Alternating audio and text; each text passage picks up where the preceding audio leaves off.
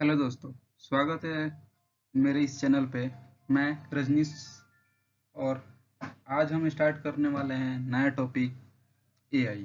क्या होता है एआई, कैसे काम करता है, क्या क्या इसका यूज़ हो सकता है फ्यूचर में, उस टॉपिक के बारे में हम डिस्कस करेंगे। एआई के बारे में वैसे आप लोग तो अवेयर ही होंगे, थोड़ा बहुत नॉलेज तो होगा ही। एआई क्या है, कैसे काम करता है और कहाँ कहाँ यूज़ होता है। एआई आज के टाइम बहुत ही ज़्यादा इम्पोर्टेंट हो गया है। हमारे सिक्योरिटी कंसर्न भी इससे जुड़े हुए हैं। एंड बहुत सारे ऐसे केसेस हम लोग सुनते हैं कि एआई की वजह से ये केसेस आ रहे हैं। तो क्या होता है एआई? एआई यानी artificial intelligence is a set of the technology that enable a computer to program sorry perform a variety of the advanced function, including ability to see, understand and translate a spoken and write a language, analyze the data and make a recommendation and more. एक तरह का ऐसा technology है AI जो मतलब अभी जो computer काम कर सकता है उससे थोड़ा सा एडवांस लेवल का वो काम करने के लिए उस एआई सिस्टम को डेवलप किया गया है। एआई अलग अलग वैरायटी टाइप टाइप के काम भी कर सकता है, जैसे इंक्लूडिंग एबिलिटी टू सी, अच्छा से मतलब जो सीसीटीवी कैमरेज काम करते हैं एआई उसके बियॉन्ड जाके काम कर सकता है।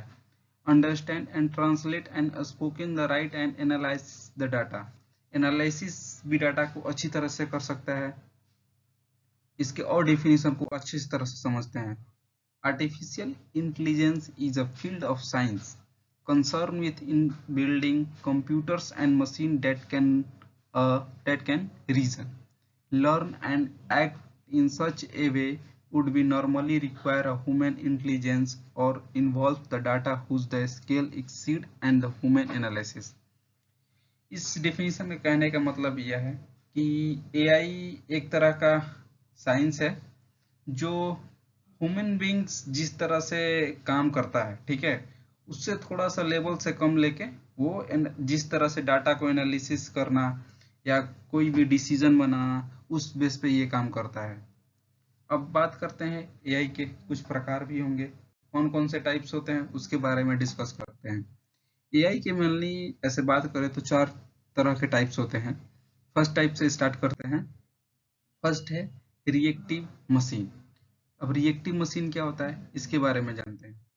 Reactive machine, a limited AI that only react to the different kind of the stimuli based on the program rule, does not use memory and thus cannot learn with the new data.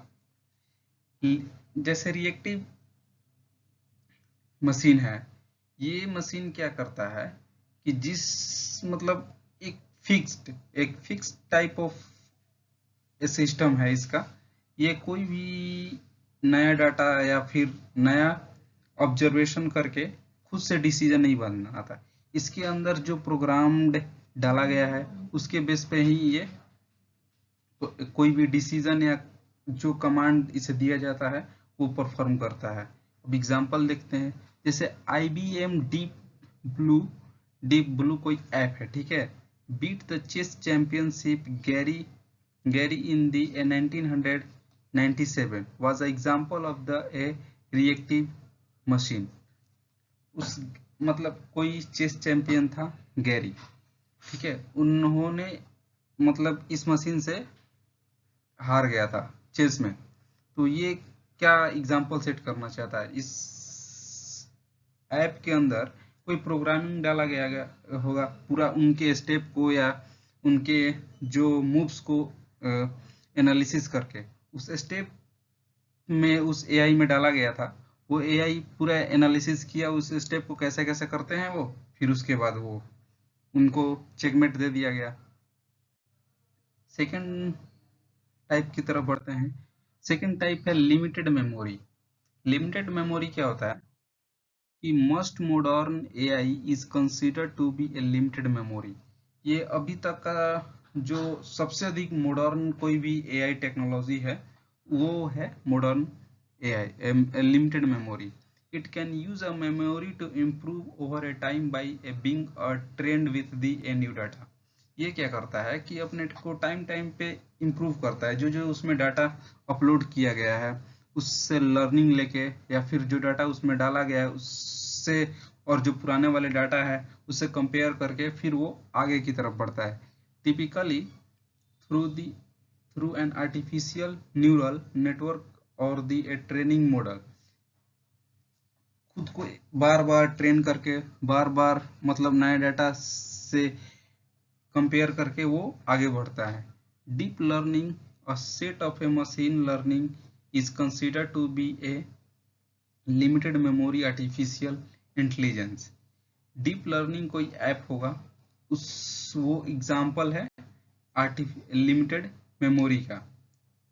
Third type की ओर बढ़ते हैं। Third type है theory of mind. Theory of mind क्या होता है भाई, आगे देखते हैं। थ्योरी ऑफ माइंड कहता है कि ये theory of a mind AI does not currently exist. अभी जो फिलहाल टाइम है, अभी जिस प्रेजेंट में हम लोग चल रहे हैं, उसमें कोई भी थ्योरी ऑफ माइंड अभी एग्जिस्ट नहीं करता है, but research is going into the a possibility. लेकिन जिस तरह से रिसर्च हो रहा है, जिस तरह से रिसर्च आगे बढ़ रहा है, वो फ्यूचर में पॉसिबिलिटी उसकी बन सकती है। It describe AI that can emulate the human mind, and the human mind has a decision making capabilities equal to the human, equal to that of the human, including the recognizing the remembering emotion and the reacting on social situation as the human would be। Human of theory of mind क्या कहता है कि it describe the emulate of the human mind and the decision making capabilities equal।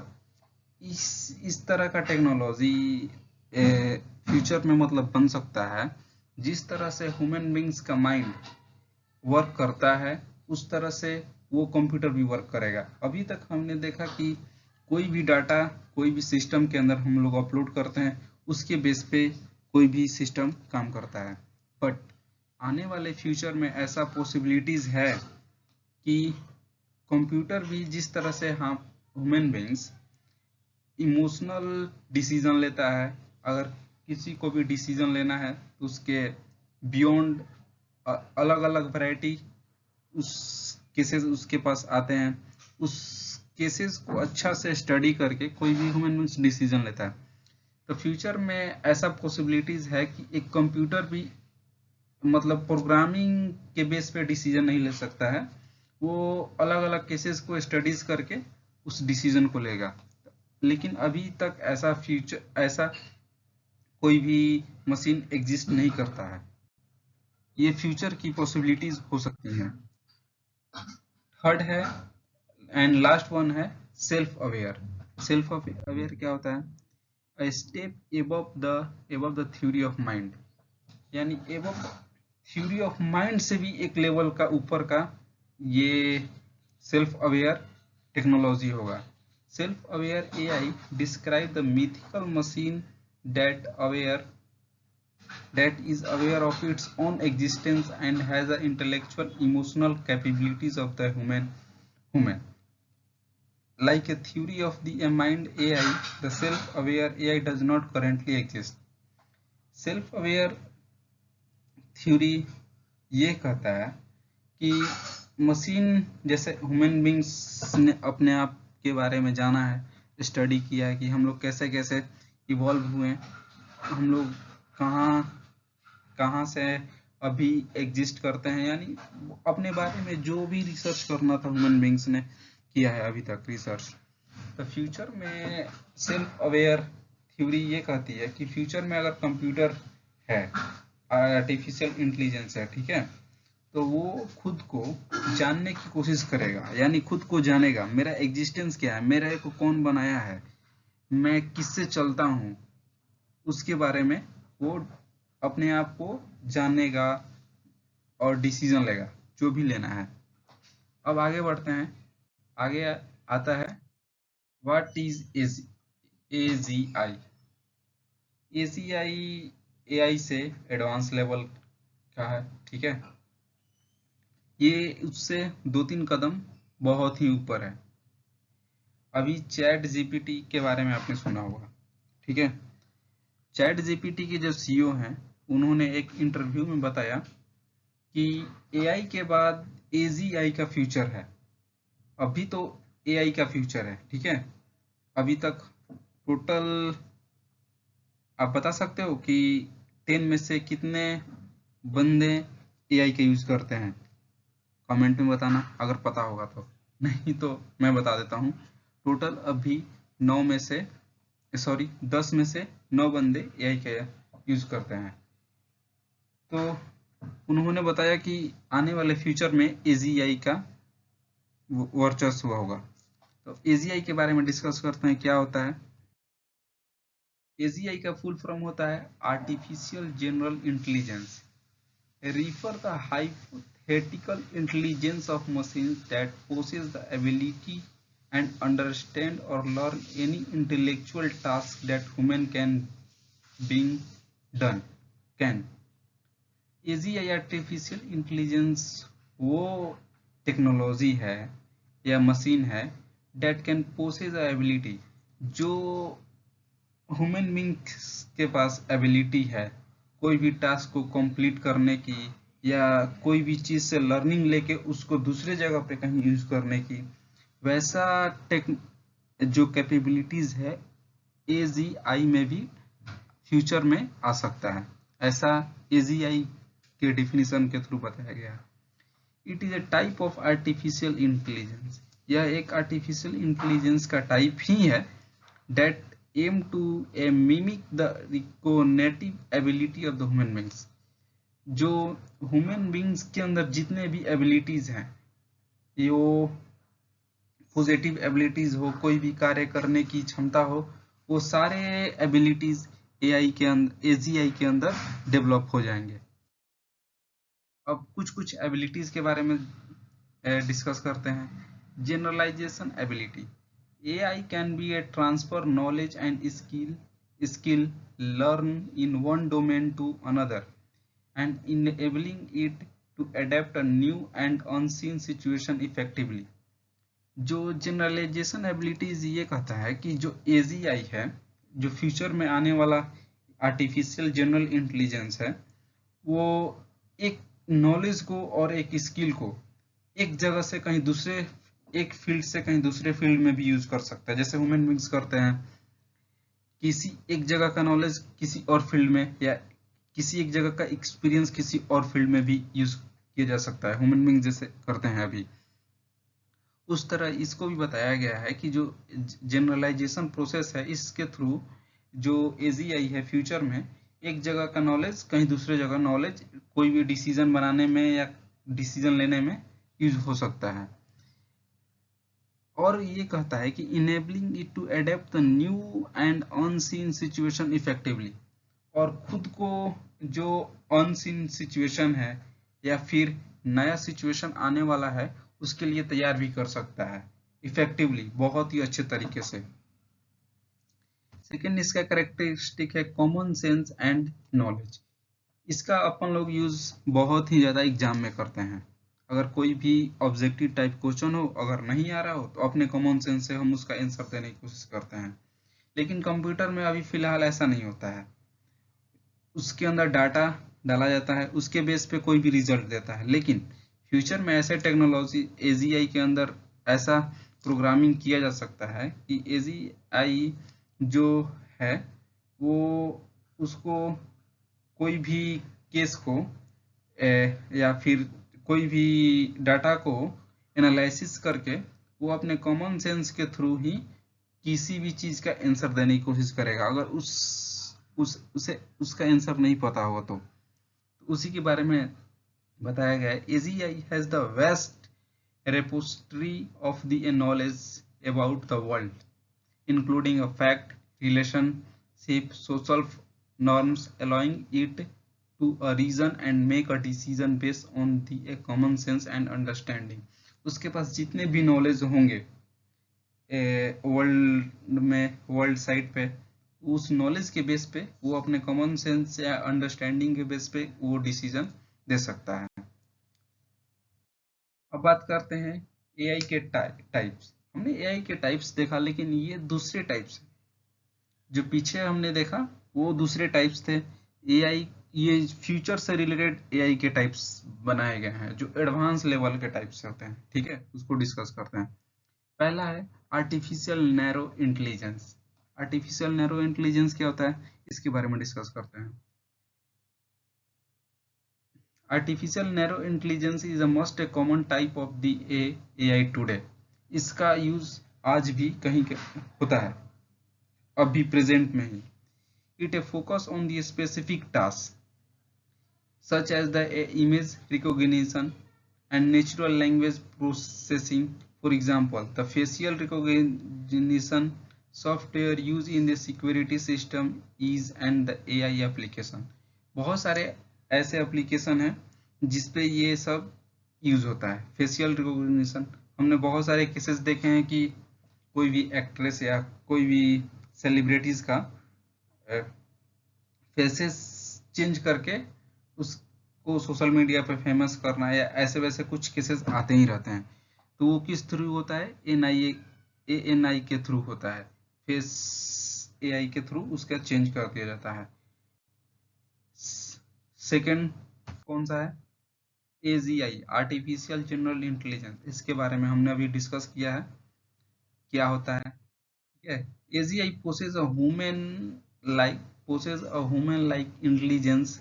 Human की तरह ही इसके पास भी इंटेलिजेंस होता है and can perform any intellectual task that can human can. जो भी ह्यूमन कर सकता है, ह्यूमन बींग्स जो भी कोई भी टास्क, कोई भी वर्क अगर ह्यूमन बींग्स कर सकता है, यानी फ्यूचर में एजीआई भी वो काम कर सकता है। It is a capable of learning reasoning. ऐसा माना जाता है कि कंप्यूटर के पास रीजनिंग लर्निंग करने का कोई भी अभी तक सिस्टम नहीं था, बट फ्यूचर में ऐसा पॉसिबिलिटीज हैं कि एजीआई के थ्रू इसको आगे बढ़ाया जा सकता है। मतलब रीजनिंग भी लर्न कर सकते हैं कॉमन सेंस के through and adopt the new situation. And कोई भी नया सिचुएशन को वो जल्दी एडॉप्ट कर लेगा, जैसे हम लोग करते हैं। ठीक है, currently the true AGI does not exist but the researchers and development effort are a ongoing. अभी कोई भी एजीआई अभी एग्जिस्ट नहीं करता है, बट जिस तरह से रिसर्च चल रही है और डेवलपमेंट हो रहा है, उसके बेसिस पे ऐसा हो सकता है कि फ्यूचर में एजीआई एग्जिस्ट करे। थर्ड है आर्टिफिशियल सुपर इंटेलिजेंस। ये क्या होता है, ये सबसे भयंकर इंटेलिजेंस होता है, यानी ये एजीआई के ऊपर भी आता है। ठीक है, ASI surpass the human intelligence and can potential to solve problem that currently beyond the capabilities of human.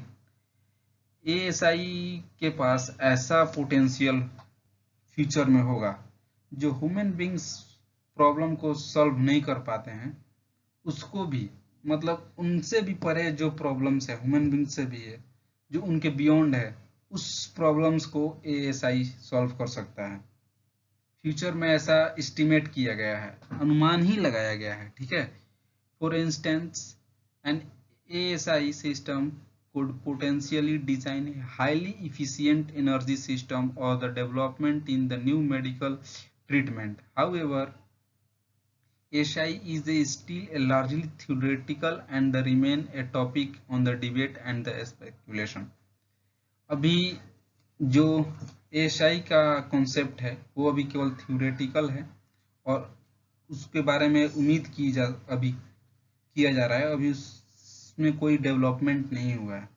But इसके आ जाने से बहुत सारे फील्ड में हम लोग एडवांस लेवल पे काम कर सकते हैं, मेडिकल के फील्ड में भी, एनर्जी के फील्ड में भी।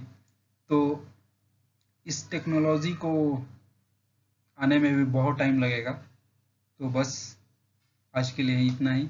वीडियो अच्छा लगा हो तो लाइक एंड सब्सक्राइब कर लें। मिलते हैं अगले वीडियो में। Thank you thank you thank you for watching this video. अगर वीडियो अच्छा लगा हो तो प्लीज़ सब्सक्राइब कर दें। बहुत बहुत धन्यवाद।